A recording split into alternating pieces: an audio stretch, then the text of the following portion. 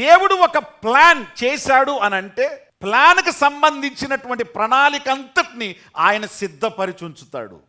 ఇప్పుడు భూలోకానికి వచ్చిన యేసుక్రీస్తు తండ్రి అయిన దేవుడు, నా దేవుడు, ఈ మనుషులతో నాకు సంబంధం ఏంటి, ఈ పనికిమాలతో నాకు సంబంధం ఏంటి, నాకు ఏది కావాలంటే నాకు వస్తుంది, నా దేవుని ఫేవర్ నాకుంది అని దేవుడి మీద ఒక్కడి మీద ఆధారపడలేదు.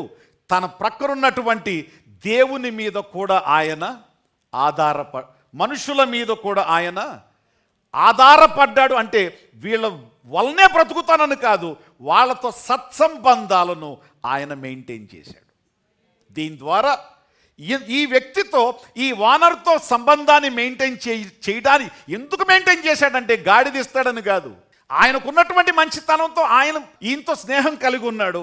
ఆ స్నేహం దేనికి దారితీసింది అంటే ప్రవచనాన్ని నెరవేర్పుకు దారితీసింది.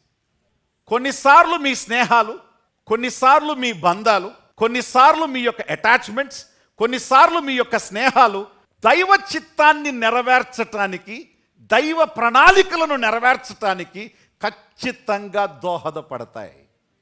హల్లెలూయా. ఈ ప్రవచనాత్మకమైనటువంటి ఈ గాడిద వాళ్ళ దగ్గర ఉంది. ఇది యేసుక్రీస్తు యొక్క, అతనితో ఉన్నటువంటి యేసుక్రీస్తు యొక్క స్నేహాన్ని బట్టి అతడు అడగగానే వెంటనే ఏం చేశాడు, పంపించాడు. అక్కడికి గాడిద రావడం, గాడిద మీద యేసు కూర్చోవడం, ప్రొసెషన్గా వెళ్ళడం, ప్రవచనాన్ని నెరవేర్చడం, ఇదంతా కూడా ఆ స్నేహం ద్వారానే జరిగింది. ఒక్కసారి మిమ్మల్ని అడుగుతున్నాను, మీ జీవితాల్లో కూడా కొన్ని మేలులు, కొన్ని ప్రయోజనాలు, కొన్ని దీవెనలు, కొన్ని వాగ్దాన నెరవేర్పులు, కొన్ని కార్యాలు, కొన్ని సంబంధాల ద్వారానే మీకు వస్తాయి. నాకు దేవుడున్నాడు, మనుషులతో నాకు పని లేదు అని నీ ప్రభువు అనుకోలేదు, నువ్వు కూడా అనుకోకూడదు.